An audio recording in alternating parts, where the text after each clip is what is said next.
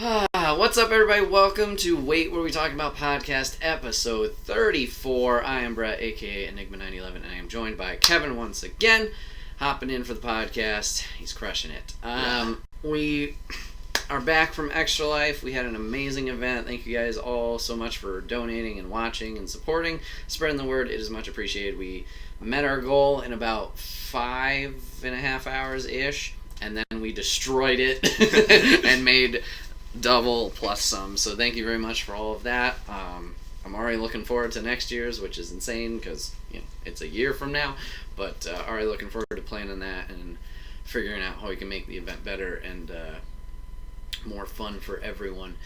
Let's see. You can watch the podcast live over on twitch.tv/Enigma911 every first and third Saturday of the month over here at 8 p.m. Eastern. And you can join in the chat like Lady in Wonderland is right now and possibly give us topics. Excuse me. If you have a topic for the show, you can go over to YouTube like you are right now. You can comment the topic down below, or you can go and join us on Discord and put in topics there as well. And we might get to them. Also, we have one sponsor for the podcast today. That is the merch store. So you can go over to the merch store and get all of your Enigma 911 swag. T-shirts, backpacks, and more, including the new T-shirt that we unlocked at Extra Life, which I'm wearing currently, but is under this thing, is the Riddler-inspired Enigma T-shirt. So it's the basic T-shirt that we had, but is also Riddler color. So it's green, purple, black. Looks really, really sweet. But that is on the shop now, and then we might be working on some new stuff as well, too. So keep it posted there. Get all of your stuff, your swag, and support the channel. All right, Kev, you said you wanted to start us off with your topic today, and judging by pre-recording chatters, it's going to be an interesting one. Go ahead. So there I was, a young man in middle school. Yep. So much life. Yep. So much enthusiasm. Yep. And lo and behold, a friend of mine who lived just 2 streets over Yep. by the name of Brian had a game called Oblivion. I played Oblivion for about 20 minutes, and I was hooked. Mm-hmm. I had never really heard of Bethesda before. Super intrigued by the content. You know, every game I had played before that, whether it was Medal of Honor or Halo or whatever, you've got like your set map that you can go on. You have to follow the path to your objectives, whatever. Yep. And here's Oblivion, where you can go anywhere. You want to go hike up that mountain over there for no particular reason? Go do it. You want to go fight that, God, what was the one thing that came and scared the crap out of me the one time? Minotaur. Minotaur, I was in a hotel room, like an inn room or whatever in the game, and Minotaur barges in, and I was like, whoa, bruh. But I kicked his ass because I'm awesome. Yeah. And, I was like, wow, cool. But then I totally forgot about the Elder Scrolls. Mm-hmm. And then lo and behold, a friend of mine named Brett, who may or may not be sitting to my left, lent me, I think it was you, lent me Skyrim for the first time. And it was like, oh my god, this game is, there's some parts about Oblivion that are definitely better. There's a greater range of, NPCs or, random characters, like a Minotaur, where Skyrim, you got, the same, bandits and draugrs, and, it kind of gets repetitive. Mm-hmm.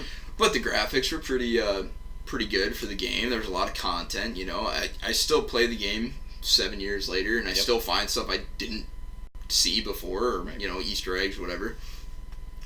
Pretty cool. Mm-hmm. Now, same guy, Brett, and I went through a phase where we were doing our Big Bang Theory comic book store visits. Yep. Awesome, by the way. Yep. And my man says to me, yo, if you like Skyrim, you would love Fallout 3. Mm-hmm. And I was like, no, wait, what's that like? He's like, well, it's like Skyrim, but with guns and shit. And I'm like, oh, you got you right up my alley. Yeah. So I play Fallout 3, and I was like, okay, a little bit older than Skyrim, obviously, so it's a little dated in some ways, but still fun. Mm-hmm. Then, end point of college-ish, Fallout 4 comes out. Yes. So I'm like, cool. I liked Fallout 3. Yeah, you gotta trust them. You gotta trust your man. So Fallout 4, again, you can make the arguments like Fallout New Vegas or Fallout 3 were better or whatever, but, I didn't have a lot of time playing those games, so I wasn't as attached to them as, like, other people were, but so Fallout 4 for me was a fun game. It was a great game. Mm-hmm. Now, I'm the kind of guy now at this point, like, games are so expensive now. Yep. That I like to watch guys like you play through games, because then I can see, like, is this something I'm going to be interested in, or like, like, game trailers sometimes look way better than the actual game. Bethesda. So, I was like, so I think you and I were, maybe like a month ago. Yes. Maybe the first podcast I was a part of, you had brought up, like, are you interested in Fallout 76? Because you knew I was big on Bethesda games. Yeah, it might be in there somewhere. I don't know. Maybe it was before filming. But I figured, I'm like, Fallout 76 could be good. I saw the trailer for it. It looked good. Mm-hmm. Take me home. But again, $60 for a game, I'm not going to buy right away. Especially when they got to work out bugs and stuff. I'd prefer just to wait a little bit. Uh-huh. So, lo and behold, Bethesda releases Fallout 76. Uh-huh. Now, again, so much bad crap happened in that game in, like, the first week of its release that I never even got to the point of wanting to buy it. Right? So, I got kind of like a rant here. Mm-hmm. Bethesda has provided me so many hours of entertainment. Like, whether you consider Wolfenstein or whatever to be, or Wolfenstein and, like, I think, like, Elder Scrolls Online is, like, separate from the main studio a little bit. But, I've played those games, Wolfenstein 1, Wolfenstein 2, of the new remakes, not the original Wolfenstein. It's provided me with hours of entertainment. Probably fucking months of entertainment from Skyrim alone. Because, I'm all about the Skyrim. Oh, yeah. The fact that, from what I've been seeing, it sounds like they took the actual engine from Skyrim and, like, Fallout 3 or whatever. They took that engine and put it in Fallout 76. Alright? Okay. So they're trying to make, like, a new game with an extremely, at this point, outdated engine. There are much better engines out there for gameplay, right? That's frustrating to me on so many levels. And again, I have no real skin in the game because I didn't buy the game. I'm not one of these people that went out and bought like a $200 collector edition and got absolutely boned and was told, oh, here's 500 atoms for you. Yeah. Which, first off, atoms, what happened to bottle caps? That's what I want to know. Right. But anyway, original point here. It's frustrating because everybody that watches this, I'm assuming, is a gamer. Yep. Right? And I feel like everybody's got, like, maybe not like a studio that they're preferential to, but, like, like for me, Bethesda became, in my very humble rookie opinion, one of the better game makers because they were able to get me to kind of, as weird as it sounds, like, at school, I went to a school that wasn't super enjoyable all the time. Being able to go back to my room and slip into Fallout 4 and just kind of escape it. Yeah, for like a couple hours was like, it's like a godsend in so many ways. And I think that's a lot of the reason why we play video games is because, one, they're entertaining, we enjoy them, it gives us a challenge, it lets us escape from our day-to-day life, whatever. Yep. The fact, and I know I'm not the only Bethesda fanboy out there. I mean, there's millions of us, clearly, because we keep buying all these new push-outs of Skyrim that are not really any different. How many times are we going to sell this game? I mean, at this point, it's like, oh, Skyrim Legendary Edition, Skyrim Special Edition, Skyrim VR, Skyrim Mobile. Did you see, I think it was the Game Awards of last year, the little joke they made about pushing all these versions of Skyrim? Maybe it was E3 or something. I think it was E3. Okay. Yeah. Skyrim for Alexa. It was Jordan Key. Yeah, I just watched that 3 days ago. Yeah, he's just like, alright, go through this. But, that's legitimately where they're at, which that's another point later in my topic here I want to talk about a little bit. All right.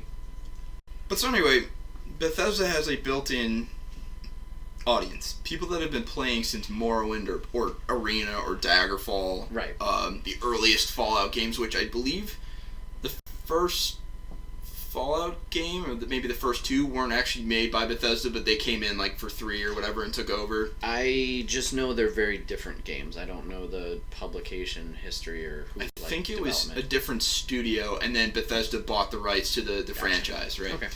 But so you've got millions of people, because I want to say, did Skyrim sell like something like 50 million copies its first release? A lot. Well, anyway, it was a lot, and every time they release a new game, Elder Scrolls or Fallout, they sell more and more as more people, because now you got younger gamers coming in that didn't grow up with this stuff, you know. And it's word of mouth, too. And word of mouth. Look, well, yeah, I mean, you lent me a game and I played it, and then now I'm all over it. Exactly. But, so it's frustrating to me that they created a game that they must have known was subpar. The game shipped over 7 million copies to retailers within the first week of its release, and over 30 million copies on all platforms as of November 2016. Okay, so Big. That's a lot. Yeah. So it's frustrating to me that they would put out a subpar game, try and dress it up, you know, in their trailer and everything, like, oh, you can do anything you want, you can be this, you can be that, yada yada. It's frustrating to me because let's say you put in, the $70 I think it was, if you just got the regular, and then if you got collector it was like $200. Yeah. Alright, 70 to $200 is a lot of money. Yeah. Right? And so they put out a subpar game knowing that it was subpar. There's no way that these guys did not play through it and see the problems. Right? Now, like, I've seen gameplay where the map starts to destabilize and like disintegrate. I've seen gameplay where light is just inexplicably coming out of the ground instead of from a light source. Gamers are like joking around calling them like god rays or whatever, you know, because they make no sense. It's frustrating to me that they would reward their fan base's loyalty and enthusiasm with a subpar game. Okay. And then when it's brought to their attention, they try to buy people off with like 500 atoms in game, which is ridiculous. Yeah. That's a slap in the face. You make 500 bottle caps roaming through like a gunner's fort. Yeah, I mean, from what I've seen, I have not watched a lot. Shout out to Snowbike Mike. I've watched Snowbike Mike play with some friends online. From what I've watched of Mike, he enjoys the game. He enjoys playing it. He's had a good time. I haven't seen too many issues. I did see one where like a character model was all warped and was literally just stuck in a T-pose in his like little fort that they were making. He's like, who the fuck is this guy? But other than that, I haven't seen much. But from what I can tell, like, resources are really stingy in this one. It's not like 3-4 where bottle caps, while still hard to find, were more accessible, I guess. I don't know the trade out value, whatever, comparison to atoms to bottle caps, but yeah, I don't know. Well, I saw a gameplay where like a guy's running up a hill and his character legitimately goes through the bottom of the map and starts like falling infinitely, and he's laughing the whole time because it's just so ridiculous. Right. But I mean, come on. You know, like the fact that there are this many legitimate problems on a game that you were looking to get $70 to $200 for, come on. And I mean, they always have problems in their games. Sure. Which has become a staple, but like, you don't want to let it just like, oh, people are expecting there to be problems, so. Well, it's alright. Okay, so like we're talking like Skyrim, you can go anywhere on the map. Yep. Right? Their map, I think Skyrim's map is something like, if you were to make it into real land size, is something like 45 kilometers squared. Alright, that's pretty huge when you think about it. Granted, like I think Arena or Daggerfall, one of the first Elder Scrolls games, was something like 80 kilometers. Much older game, still ridiculous. But, and then like Todd Howard, when he was pitching this, he like referenced that like 4 or 5 different studios combined to make this game. So, you're telling me nobody noticed out of 4 or 5 studios that there were definite issues with the engine? And then number 2, this is why, like, I had heard when we were in like middle school, certain Sony game developers for the PlayStation had like on retainer gamers that had like maybe video game design courses under their belt or whatever that can look for these glitches before release. Yeah. And some of these guys were at the time being paid a retainer of $200,000 a year just to be available to test the game. And I know that sounds kind of ridiculous, but at the same time, it's not. Because, all right, the studios are sinking a buttload of money and time and resources, whatever, into making these games. Then they're going to spend however much on advertising. Then they're hoping that you're going to come give them a certain amount of money to play this game. So you want to make sure that, as far as you can go, it's as much of a flawless gameplay as possible. Obviously, you're not going to have perfect gameplay because that's why you get patches and all that all the time. Yeah, and especially with the scale of the world, like, exactly, there's no way you could possibly fix everything. But, you know, with constant support, yeah. If it was, we're not, I don't think, negating, like, saying problems are bad. Because, like I said, it's the giant scale of the world. It's, I think, the amount of problems is the thing here. Like, yeah. Well, because, like, you know, all right, so, like, if they build a cave and there's a specific quest that you have to do in that cave, I know they're going to spend a lot of time on something like that because you're definitely to go in there. Whereas, like, some random, like, mountaintop that has absolutely no reference to the game, but you decide you want to go scale because you're a badass. Yeah. Maybe they didn't spend as much time. There might be, like, 2 trees that are, like, intersecting or whatever. Like, I get it. You know, like, you can't... You're going to focus on what seems to be the biggest areas requiring attention, right? Like, if you go into the city of Windhelm and NPCs are walking in and out of walls and stuff, that would be a big problem, and people are going to notice that. Where, like, a squirrel or, like, a fox running through a tree in the middle of the woods near Riften, nobody cares. Let's be honest. Yeah. So I get it. You know, maybe it's just a matter of, okay, we can't get every problem. We're just going to make sure the major ones are out of the way. When you have players falling through maps, big problem. Big problem. Once in a while, it's fine. Because that happens all the time in games. Like, you see it pop up here and there. But, like, if it's a consistent thing, whoa. Well, I mean, and so Skyrim definitely, and Fallout 4 definitely had little bugs. Yes. Right? But, you know, it's actually kind of like the thing, like, you, maybe this is just me, when I was playing the game, and you, alright, so, like, there's one, like, when you start the beginning of Skyrim, there's Ember Shard Mine. And inside Ember Shard Mine, there's, like, a smithing area that the bandits have. Okay. And there's, like, a book there that, like, if you read it, it upgrades your smithing skill by 1 point. Yeah. Okay? So I've had times where I've played through where I pick up that book to get the smithing skill, and it doesn't give me the smithing skill. And, like, I drop it and pick it up and try and read it again, whatever. It gets to a point, I think, honestly, sometimes it's Bethesda, so you kind of expect some small things like that, and it's almost kind of endearing. You know, like, and I've seen people make videos where, like, they point out small little errors like that, and nobody's mad. It's entertaining in a way, and you look at it, and it's oddly enough charming, or, like, whatever. Yeah. Anyway, I just think with somebody like Bethesda, I get it. They're making huge scale games, and, like, the time between Oblivion and Skyrim was like 5 or 6 years. Yeah. So a lot of time went into it. Yep. You know, they did a really good job, in my opinion, of making a video game. If you leave out the differences, maybe the better parts of Oblivion that weren't in Skyrim, whatever. I just think that if you're a video game developer, especially a video game developer of their scale, their magnitude, their prestige, you really got to do a better job of treating your I don't know, your fan base, I guess is the best way to put it, your clients, your customers, whatever. You got to treat gamers with a certain level of respect, right? Like, these are people that are putting their money that they've worked for to buy a game of yours because they enjoy the games you've made, they've enjoyed the worlds you've crafted for them.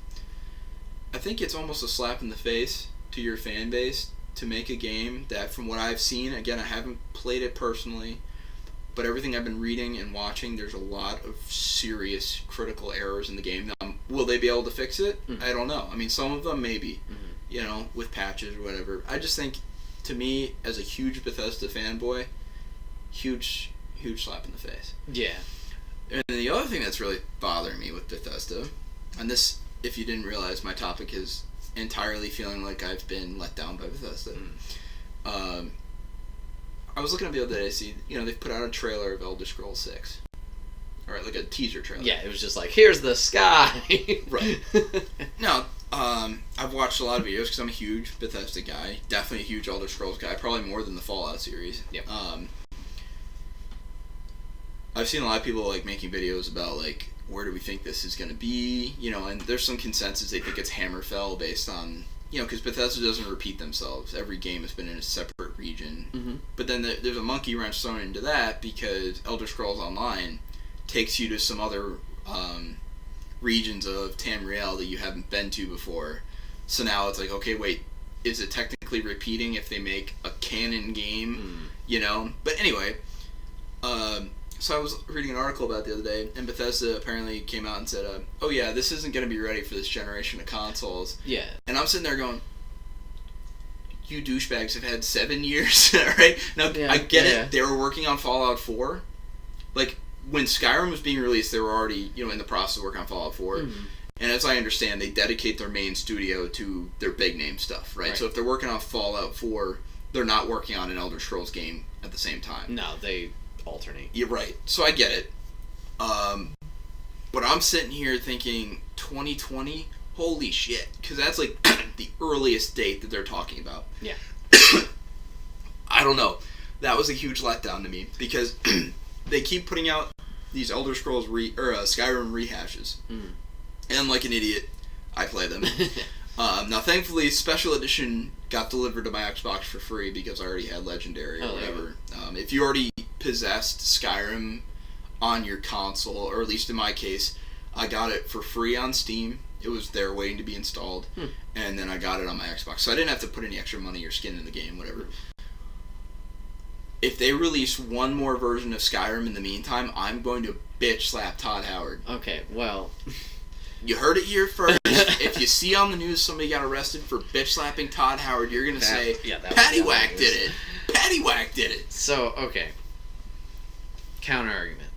Oh, boy. I'm going to be I don't want to bitch slap you. I know, but you have before, so it's no difference.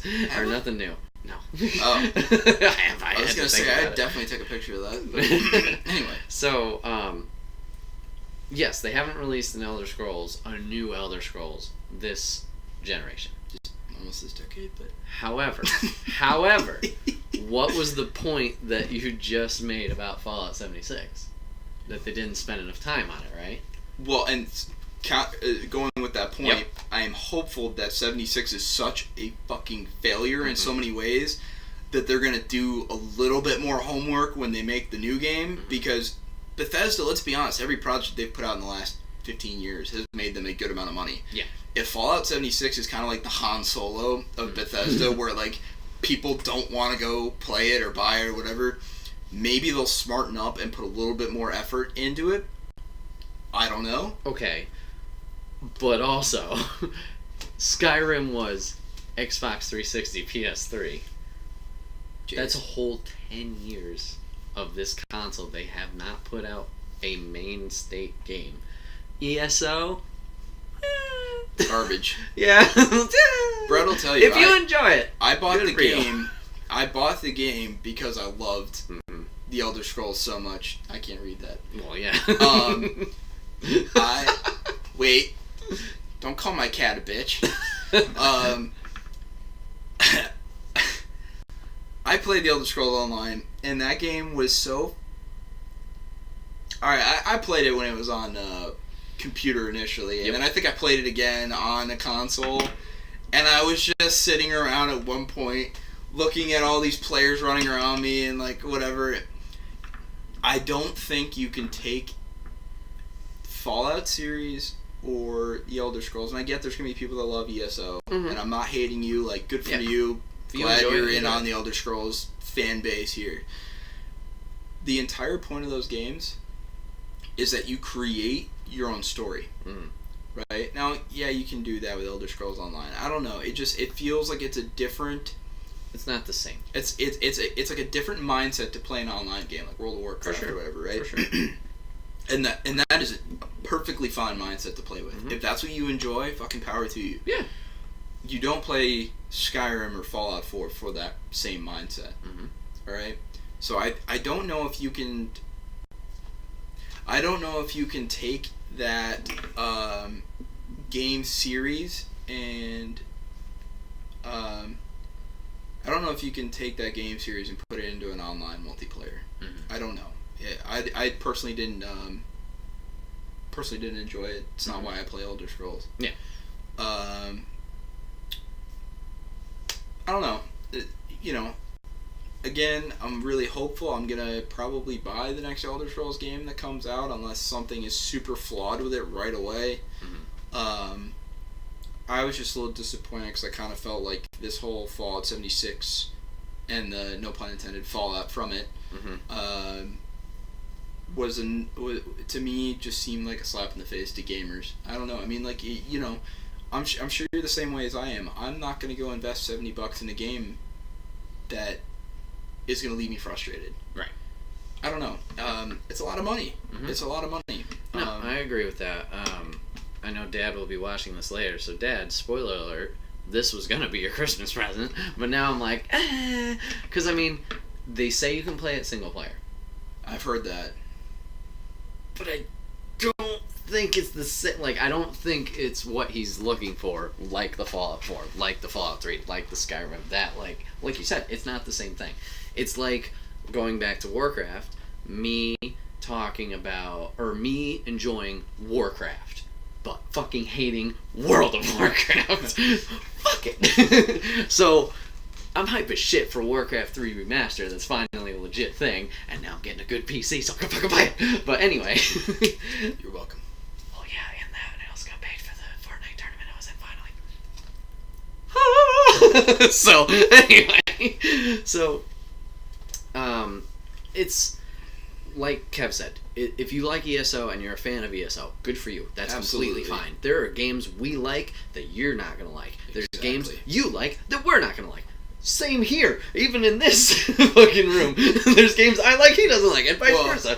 Was it like you lent me that Batman game? Yeah. And I can't say I didn't like it because I never played it. Now that was because I was playing... what the hell was I playing at the time? But it wasn't Skyrim. It was like the one time I broke away from Skyrim. Yeah. Anyway, yeah. No, I am not about criticizing what people like in video games because it's like books or music or whatever. Like, everybody has their own taste. Right. I'm saying that for my taste and the reason why I play Elder Scrolls and Fallout, it's not going to be served or satisfied by the online multiplayer experience. Yeah. Some people might like that more than Skyrim. Yeah. Totally cool, absolutely. Whatever. It's all in the lore, whatever. The whole point of my topic was, I think gamers deserve a little bit more respect and consideration from the studios. Again, I know we're talking about a huge map. You can't avoid errors. I get all that. I get the considerations of it. I just think, if they've been working on this for a couple of years and they have multiple studios working on it, I do not understand why you couldn't make a slightly better product. Yeah. But that is the sum and substance. If you disagree with me, that's totally cool. Yeah. Again, the gamer world is like... The thing I love about the gamer world, super democratic. I mean, like, you think about it, like, when you're playing online, you get the 10-year-old that's always like calling you a bitch or whatever on Call of Duty, and it's like, dude, how old are you? Why are you not in school right now? Right. You know? But no, I mean, like, the gamer world encompasses literally every single personality, which is one of the things I love about it. If you love sports and that's it, gamer world's got something for you. Yeah. Some really, really great shit. If you're, I don't know, the classic nerd like me where you love Star Wars, you love Elder Scrolls, you love Lord of the Rings, we got all that for you too. So, if you're somebody that like wants to pretend you're in the military or whatever, you got Call of Duty. Yep. There you go. I don't know. I think the gamer community is pretty awesome. I just think we deserved a little bit better than this Fallout 76 effort, but that's basically my topic. Yeah, it's the quality that they tried to fool us on. From such the high bar that they normally put out to put out this. It's that. Well, and there's this guy, I don't know what his name is, he did an angry review of Fallout 76, and it was done, like, comedically. Yeah. Where he's not, like, I mean, he's frustrated and he's mad, but he's not, like, obnoxiously so. He's joking around, but, like, he's, like, playing segments of Todd Howard's speech, saying, you're going to be able to do this, and there's going to be this, and, like, he's showing gameplay where it's exactly not that, and he goes, but Todd's never lied to us before, you know. It was funny to me. Mm-hmm. I don't know. I'm not gonna say I thought Todd Howard was like this like angel on earth or whatever, but I had higher expectations from Mr. Todd. Yeah. And like I said, Todd, if you're watching, I'll bitch slap you if you fuck up the next Elder Scrolls game. Word. One last point from me. ESO compared to Skyrim and whatever the fuck is next. Yeah. It's a different project and it's a different quality. I don't think ESO's quality graphically or scale-wise, well, maybe not scale-wise, graphically, whatever, is the same as Skyrim's per se. Yeah. Because you have all these players in it, you need to kind of tone those down. Oh, sure. So it's a different work process. So not to say Elder Scrolls is bad because they didn't put as much time in it or it was a different work process compared to this or whatever. No, it's just a different game. It's still the same lore and still the same information in that way, but it's a totally different product. It's like... Yeah, and I'm not knocking the lacking of certain graphics in Elder Scrolls Online because I get it, totally different application. Right. And another studio that is equally guilty of this, and I think you're probably going to know who I'm thinking of as I'm saying this, EA. Oh, God. Yeah. You look at, like, alright, do you remember when Battlefront 1 and Battlefront 2 came out for Star Wars? Yeah. Remember how much fun those games were? Yep. And then they come around and they release these new generation Battlefront games, and I'm sitting there, like, doing online play, and I'm shooting at a guy, and then he vanishes, like, and he's not there anymore, and then he's behind me, and, like, there were so many issues. You had to buy those stupid loot boxes and crap. Like, come on, man. Like, we love these franchises. We love the products you put out previously. EA keeps doing this, like, pay-to-play crap, which is so annoying. I don't know, you've already put in like $70, $60 for a game, like, why do I have to pay more just to... You got kids that have never played or like just barely played and then maybe they have more money than you and they're kicking your ass because they have better equipment than you and it's like, come on. Like, it's a game, it's not, hey, let me just... Well, Modern Warfare 3. Yep. As you advanced along, better weapons came available to you. Yep. Well, sometimes better. Yeah. But it was because you earned them through your gameplay, encouraging you to play. I love that. The main reason you play video games is... Well, not the main reason. One of the cool things of playing video games is... progression rewards. Progression rewards, exactly. It gives you a sense of satisfaction. Like, because people might dispute this, but if you put a lot of work into a game like... I don't know. You put in a lot of work like a game like... I'm going to say Skyrim because I'm super familiar with it. And you're, like, legitimately, like, your character's maxed out and everything, and he's super awesome at everything. It's like, dude, you put time in, you earn that character to be that way. You know, I don't know. EA, you're on my shit list, too. You screwed up. EA's on a lot of people's shit lists. You screwed up the new Battlefront games. You screwed up the new Madden game. You totally pile drive the NCAA franchise into the ground. Well done. Apparently Mass Effect has its issues. Oh, Andromeda? Yeah. I got Mass Effect Andromeda because I had heard Mass Effect was a great franchise before all the bad reviews came out. And this is one of the few times I broke my rule about waiting to buy a game. Buy Andromeda, and within 10 minutes I'm like, this game sucks. Oh my god. Waste of $60. Yeah. Yeah, I mean, the progression thing has been in games for You fucked up EA. ages. Is like, you know, even racing games. You start off with a shitty car, and then as you progress to the races, you get the... Gran Turismo. Exactly. It's exact... Hey, and then... Gran Turismo for life. And then... Just kidding, I played it once. Yeah, like you said, Call of Duty Modern Warfare. Like, I'm enjoying Black Ops when I have played it, because it's like... Exactly what I want. Progression. The Battle Royale, or... Even just multiplayer. Multiplayer is like... Because, like, I stepped out of Call of Duty around Modern Warfare 3, Black Ops 2 time. I didn't play Ghost. I didn't play Advanced Warfare, Infinite Warfare. Same. COD 3 I barely touched years later. But, yeah, this is the first one I was like, alright, I'm in. And, yeah, it's Call of Duty. And I'm like, alright! Well, and again, people can disagree with me all they want, because I think a lot of people really loved Advanced and Infinite, or whatever the hell it was called. It's some dog shit in the middle. It was cool when the warfare was realistic. You had World War II was their staple, and then they went to modern. And I was like, hey, you know what? Like, I get it. You've kind of beaten the World War II combat into the ground. Right. You've created a modern warfare. cool. Yeah. I enjoy it. And then they start getting to futuristic, and I'm like, guys, I play Halo for futuristic. Yeah. Another franchise that went way too long. Tell me Halo 3 did not seem like a logical endpoint. Oh, it was a great endpoint. Cause everything. Because artistically... Spoiler alert, Master Chief dies. ODST was fine. And then we got Halo 4, and we're like, oh, Master Chief's just been in crowder sleep, and now let's fight other aliens and shit. I've played literally 5 minutes like, Okay, Halo 5, though, was also terrible. I haven't played it. Another... I think I have it downloaded on my Xbox because it was free, but I haven't touched it. Another game that I purchased without waiting. And, just because I hadn't played since Halo 3. And I was like, I want to get back into it. I used to love Halo.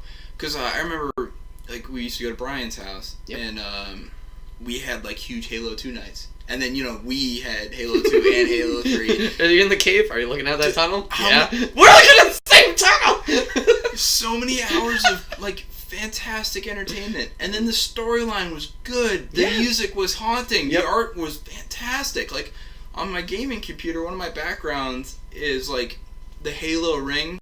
After it's been destroyed, kind of, and it's like, so you've got like the really beautiful landscape, and then it's like burning here and burning there. Wow, what a game! Like Bungie nailed it. But then I play Halo 5, and after like maybe an hour, I'm like, the fuck? Why did I pre-order this? And by the way, never pre-order a game from fucking GameStop, because it does not get there as quickly as like if you pre-order through Amazon. So my buddies pre-ordered through Amazon or something. They got it like 4 days before I did. And they're all sitting in the room like, oh, this is great. And I'm sitting there going, you know. I've heard, to go on that sidebar, I've heard mixed things on Amazon. Some people pre-order it and it never even ships. No shit. Yeah. Oh, and then GameStop, personally, I've never had a problem. But then again, I'm the motherfucker there at midnight being like, let's go! Give me the game! I need it now! So I can only speak from my experience where the guys that ordered on Amazon got it well before me, and I was super pissed. Yeah, I mean, I've seen that too, where people get it early. But, like, recently, just in the Facebook, the Kind of Funny Facebook group, like, I've seen some people who are like, motherfucker, it's like not even what? So returning back to where the other tangent we were taking. So let me guess, you're not excited for Halo 6 Life, whatever the fuck it's called? No, I won't buy another Halo game. Now, like, my Xbox came with the Master Chief Edition, where it has like all the games that have been released to that point. I've heard the collection's good. Well, it was ass originally, and they fixed it recently. Well, no. So what I enjoyed was I mean, my parents. Yep. They weren't super huge on video games. No. I had a Game Boy, and that was it for like the longest time. Like Game Boy Advance, Game Boy SP. Yep. And finally, my mom relented when I was in elementary school, and she got me a PS2, which was cool. But then, like, I wasn't allowed to play like shooter games, whatever. And like, my parents specifically told me for a while, you're not allowed to play Halo. And me being an obedient child, like, the first couple times I was at my buddy's house and they're playing Halo, I'm like, oh, I can't play, blah, blah, blah. And then after a while, I'm like, fuck it, I'm playing Halo 2, how are they going to know? And so I missed Halo 1. I think we were also Most people hated or missed Halo 1. Well, I think we were also really, really young. And it was only PC. Yeah. So played through Halo 1 on there, so I got to experience that for the first time, which I feel very fortunate that I was able to experience it years later. Really enjoyed it. I'm gonna probably start playing Halo 2 here pretty quick because I want to play through 2 and 3 because I never played the storylines from 2 and 3. I only played like multiplayer with you guys. So I'm looking forward to that. But after that, they're good. I enjoyed 3's campaign quite a bit. 2's isn't bad. I never played 1, but yeah, 1 was fun. I highly recommend if you've ever got like, a time where you're not really sure what you want to play or whatever. If you've got it on your console, like the Master Chief Edition or whatever, one's a lot of fun. There's a lot of really good storyline, and then 2, if you can honestly tell me after you've played it that when the Flood first start coming out, that you don't freak out and you hear them tickling along the floor, because quick random sidebar story. When I was on a ship, we went to some really tropical locations like Sri Lanka and Singapore. Mm-hmm. Now, if there's anything that I know about tropical locations from having been to multiple now with work, there are all sorts of weird insects. Mm. So I had to go. You probably see these ships sometimes, maybe in San Fran when you were there. You get the ships with like the big boxes. You see them on the back of trucks going on the highway. Mm-hmm. So ships carry those to, whatever. You'll have thousands of these. But while they're waiting for you to come into port and take those boxes, they're just sitting there.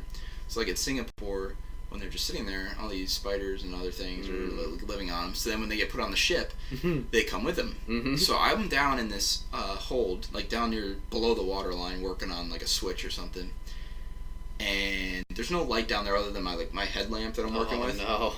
But so I don't know if this will come across on the mic, but I hear like that, and I'm like, what the? And I thought maybe it was the guy I was working with screwing with me. Yeah.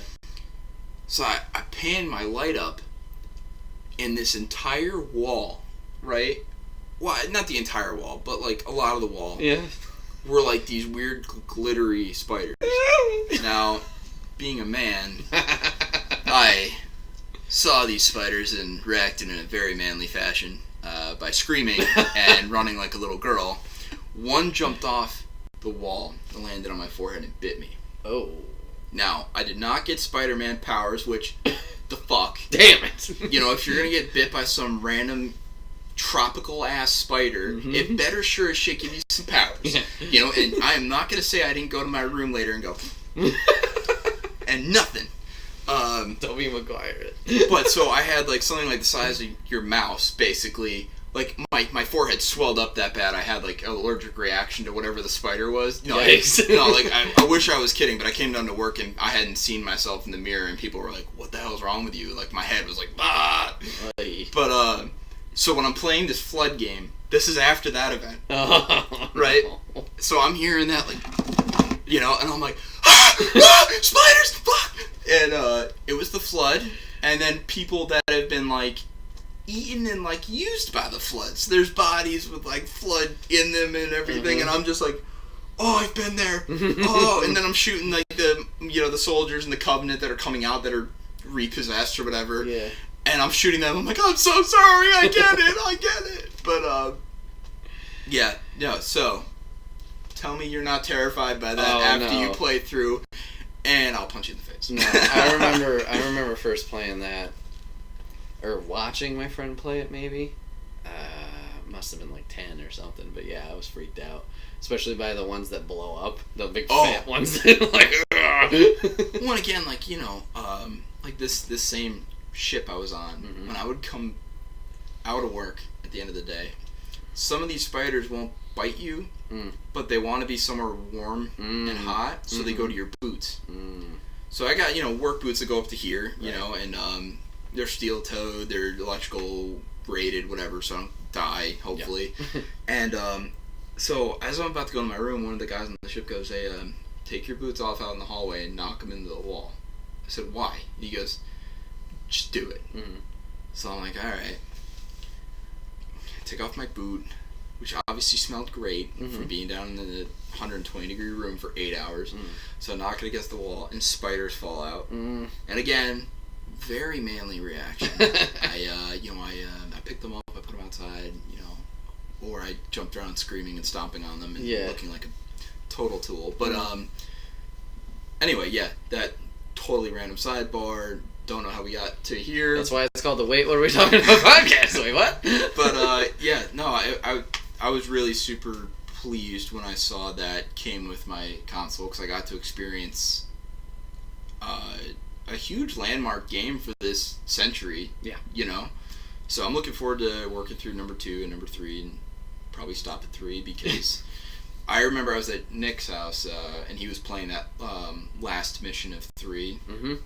I don't remember it well enough to spoil anything, so I'm not going to go there.